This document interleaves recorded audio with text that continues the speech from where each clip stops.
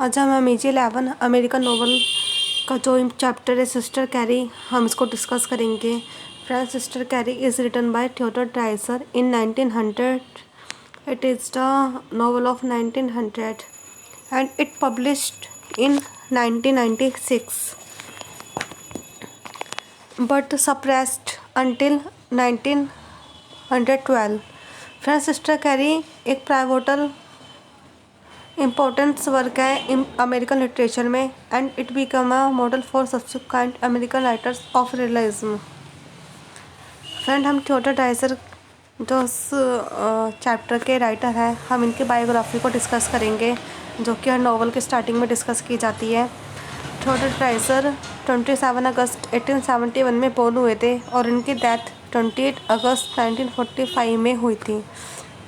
Friends, वह एक famous novelist है एंड इनके जो फेमस इंपॉर्टेंट नोटेबल वर्क्स है, फिक्शंस है, वो है सिस्टर कैरी 1900 की नॉवल, सेकंड द टाइटन 1914 में जो लिखी गई है, द जीनियस जो 1915 में लिखी गई है एंड द स्टोइक जो 1947 में लिखी गई है। फ्रेंड्स, इस स्टोरी में कैरोलिन मीबर है। कैरोलिन मीबर कैरी को कहा गया है जो इस स्टोरी की मेन प्रोटैगनिस्ट है एंड इसमें टोटल 6 कैरेक्टर्स हैं जिनको हम अभी डिस्कस करेंगे। सिस्टर कैरी एक स्मॉल टाउन में रहने वाली लड़की है, एक 18 साल की लड़की है जिसके 2 ड्रीम्स होते हैं। जो फर्स्ट ड्रीम जो एक रिच मैन की मिस्ट्रेस बनना चाहती है, सेकंड एक फेमस एक्ट्रेस बनना चाहती है एंड उस टाइम में यूथ के जो ड्रीम्स होते थे वो अमेरिकन ड्रीम्स होते थे and it's called off all American urban novels and it was written in English। Friends, जो सिस्टर कैरी है वो 18 साल की लड़की है जो एक स्मॉल टाउन में रहती है और अपने ड्रीम्स को फुलफ़िल करना चाहती है और वो फ्यूचर में एक सक्सेसफुल एक्ट्रेस बनना चाहती है। फ्रेंड्स, अपने हर कोई देखता है और उनको पूरा भी करता है। हम एक एग्जांपल अपने देश के प्रधानमंत्री नरेंद्र मोदी जी का भी लेते हैं। उनके भी काफ़ी सारे ड्रीम्स हैं। उनका जो फर्स्ट ड्रीम था वो है it is the dream of PM Modi to develop Ayodhya as Vedic Ramayana city. जो पीएम मोदी जी का ड्रीम है वो वैदिक रामायण सिटी को एक अयोध्या के रूप में डेवलप करना and it should be the most beautiful in this world. Friends, हमने देखा था कि जो पीएम मोदी जी ने सपना देखा था और उसको उन्होंने पूरा भी करके दिखाया है। जब अपने सपनों को पूरा कर सकते हैं अपनी कंट्री के लिए तो हम अपने सपनों को क्यों पूरा नहीं कर सकते। उनका सेकंड ड्रीम था 5 ट्रिलियन इकोनॉमी को पीएम मोदी ने 2024-25 तक इंडियन इकोनॉमी को $5 ट्रिलियन बनाने का टारगेट रखा था। कोरोना संकट में शायद ये डिफ़िकल्ट हो गया हो, लेकिन हमारे नरेंद्र मोदी के लिए उनका जो ड्रीम है वो कोई डिफ़िकल्ट नहीं हुआ है। लेकिन अभी पीएम मोदी इकोनॉमिक को तेज़ी से रफ्तार देने की तेज़ी में कोशिशों में जुड़े हैं। इस टारगेट तक इकोनॉमी को पहुंचाने के लिए उन्होंने रास्ते में तमाम चैलेंज को पूरा किया है। पीएम मोदी ने फ्रेंड्स $5 ट्रिलियन इकोनॉमी पर एक चर्चा के दौरान कहा था कि यह एक थॉट उनके मन में सडनली नहीं आया था। यह कंट्री की पावर की डीपली अंडरस्टैंडिंग है। यह 1300 करोड़ इंडियंस के ड्रीम से जुड़ी प्लेज है जो नरेंद्र मोदी जी ने ली है। उन्होंने किसानों की इनकम डबल करने का भी 2022 तक टारगेट किया है। सो फ्रेंड्स, जब वो अपने ड्रीम्स को अपने कंप्लीट कर सकते हैं तो हमारे ड्रीम्स तो उनके जितने बड़े नहीं होते हैं। खैर, हमारे ड्रीम्स उनसे थोड़े छोटे ही होते हैं तो हमें अपने ड्रीम्स को पूरा करने के लिए भी मेहनत करनी चाहिए, चुनौतियों का सामना करना चाहिए, टारगेट को एंड चैलेंजेस को एक्सेप्ट करने चाहिए जो भी हमारे रास्ते में आते हैं। यही कैरी के साथ हुआ है। उसका भी अपना ड्रीम होता है। वो बहुत ही कम एज में 10 ईयर्स की एज में अपने स्मॉल टाउन को छोड़ के एक बड़े शहर में जाती है। फ्रेंड्स, 18 साल की उम्र वो ट्रेन में सफ़र करते ट्रेन में जाती है और वो बड़े शिकागो शहर के लिए सफ़र यात्रा पे निकलती है। उसे फ्रेंड ट्रेन में एक अननोन व्यक्ति मिलता है जिसका नाम ट्राउट होता है। वो ट्राउट से मिलती है, उससे वो अपनी बातें करती हैं, अपनी प्रॉब्लम्स शेयर करती हैं, डिस्कस करती हैं और फ्रेंड ट्राउट उसको फाइनेंशियली हेल्प करने की कोशिश करता है। बट जो कैरी होती है वो उससे कोई भी किसी भी टाइप की हेल्प नहीं लेना चाहती है और ना वो उससे लेती है। जब उनका ट्रेन का सफ़र यात्रा ख़त्म होती है शिकागो के लिए वो पहुंच जाते हैं, वहाँ पे वो दोनों एक्सपेक्ट करते हैं कि वो उस बड़े से अनजान शहर में फिर से मिलेंगे, दोबारा मिलेंगे। एंड जो कैरी होती है वो ट्राउट को अपने घर का एड्रेस भी दे देती है। तो जो कैरी होती है वो अपने छोटे से स्मॉल टाउन को छोड़ के बड़े शहर शिकागो में अपनी बड़ी बहन मिनी हैंसन के घर में आती है। उसकी बड़ी बहन मिनी हैंसन मैरिड होती है स्वेन हैंसन के साथ। जो फ्रेंड उनकी जो बड़ी बहन के घर की सिचुएशन होती है वो काफ़ी अच्छी नहीं होती है, वो काफ़ी पुअर्टी में रह रही होती है। वो ये सब जब वो अपने घर में उसके घर पहुँचते हैं, वो एक छोटा सा रूम देखती है, वहाँ पे थोड़ा बहुत टूटा फूटा सामान देखती है। वो उसको इतने ध्यान से देखती है कि जैसे वो उसका यहाँ पे दम घुट रहा। उसको वो इस छोटे से रूम में, इस छोटे से घर में एडजस्ट नहीं कर पाती। जो स्वेन हैंसन भी होते हैं वो एक शेल्फिश भी होता है, वो काफ़ी बोरिंग मैन होता है जो ऑलवेज फोकस करते हैं न्यूज़पेपर पे। ये दोनों कैरी से एक्सपेक्ट करते हैं कि वो दोनों छोटे से रूम का रेंट पे करेगी, उनकी कुछ हेल्प करेगी। जो कैरी होती है, जो उनका इंटेंशन उनको पता लगता है, वो अपनी बहन का घर लीव कर देती है और एक बड़े शहर में जॉब की तलाश में निकल पड़ती है। वहाँ पर उसको एक शू कंपनी में जॉब मिलती है, शू की फैक्ट्री में जॉब मिल जाती है। बट वहाँ पे वो काफ़ी हार्ड वर्क करती है फ्रेंड। वहाँ पे काफ़ी विंटर सीजन का टाइम होता है और उसकी सैलरी भी कम होती है। जब उसको सैलरी मिलती है वो अपनी सारी सैलरी अपनी सिस्टर को दे देती है उसका रेंट पे करने के लिए। उसके पास कुछ भी नहीं बचता उस विंटर सीज़न में। जब काफ़ी सारी ज़्यादा सर्दी हुई होती है तो वो अपने लिए वार्म क्लोथ्स नहीं ले पाती, जिसके कारण उसको ज़्यादा सर्दी लग जाती है और वो बीमार पड़ जाती है इतनी ठंड में। फ्रेंड ज़्यादा बीमार पड़ने के कारण उसको टाइम लग जाता है, उसकी जो जॉब होती है वो चली जाती है। जब वो सही होती है तो वो फिर से ही इस बड़े से शहर में नौकरी की तलाश में निकलती है, जैसे ही उसने फर्स्ट पार्ट में किया था।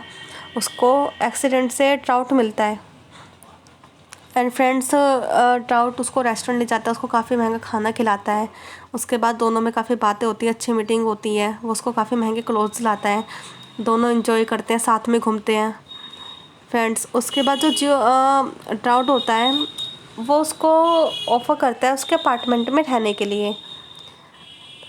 तो फ्रेंड जो कैरी होती है वो एक्सेप्ट कर लेती है और वो उसके साथ एक अपार्टमेंट में रहती है। दोनों शादी भी कर लेते हैं।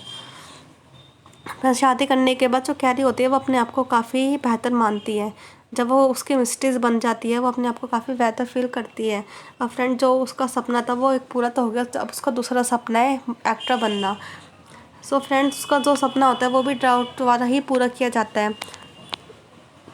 फ्रेंड्स जो ट्राउट होता है वो एक मैन को इनवाइट करता है जिसका नाम होता है जॉक हस्टवुड। फ्रेंड्स जो जॉक हस्टवुड होता है वो वेल्दी होता है, गुड लुकिंग होता है, रिच होता है। उसके 2 रिजॉर्ट्स, मॉल्स, रेस्टोरेंट्स होते हैं। उसका एक बिग घर होता है।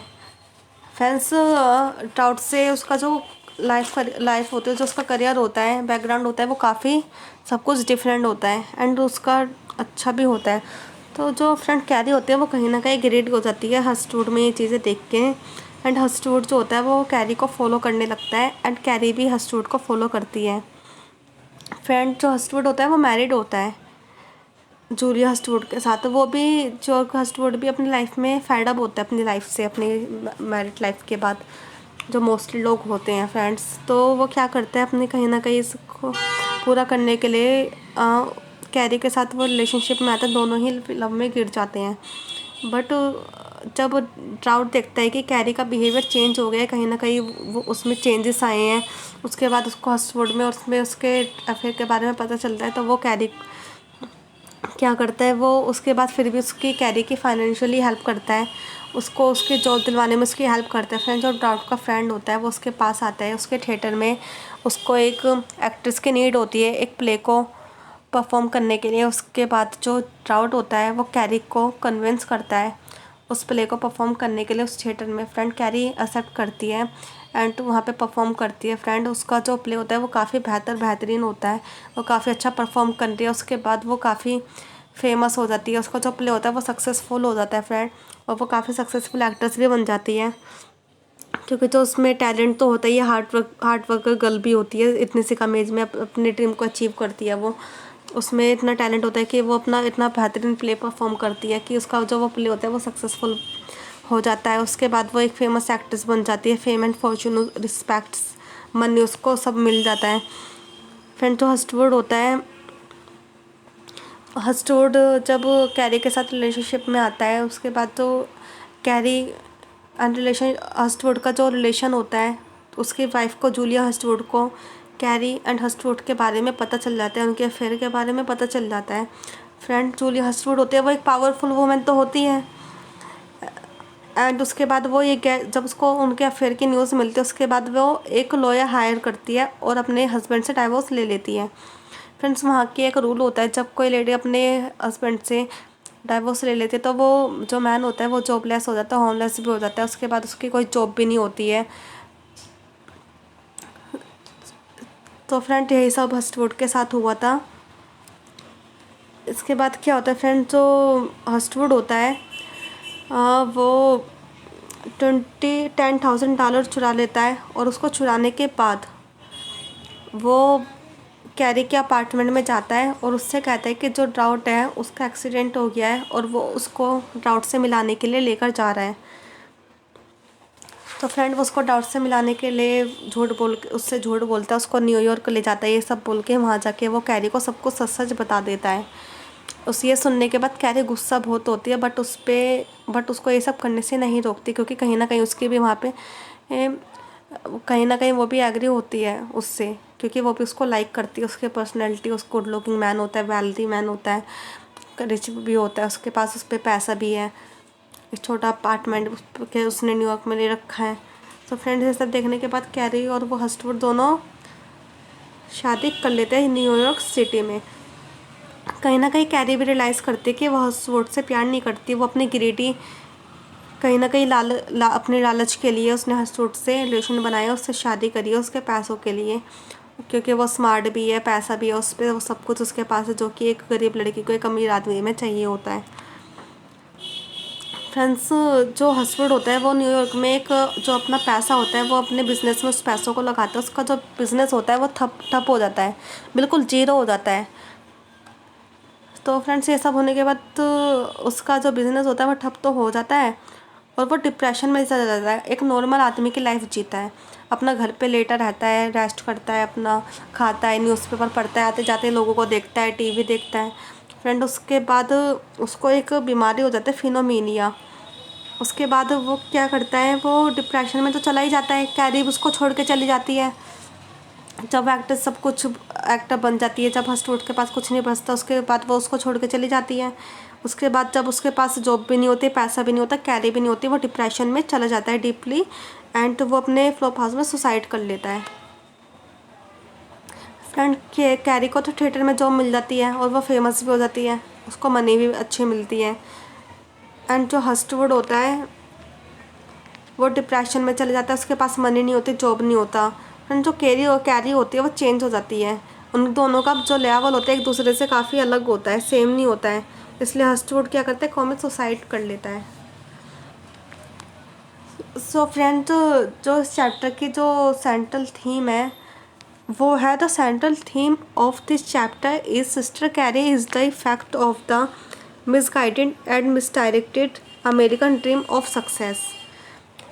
Sir, women and femininity, society and class. Friends, उसको आप अपने लैंग्वेज में एक्सप्लेन कर सकते हैं। Isolation and loneliness, morality and ethics, ambition, wealth and marriage.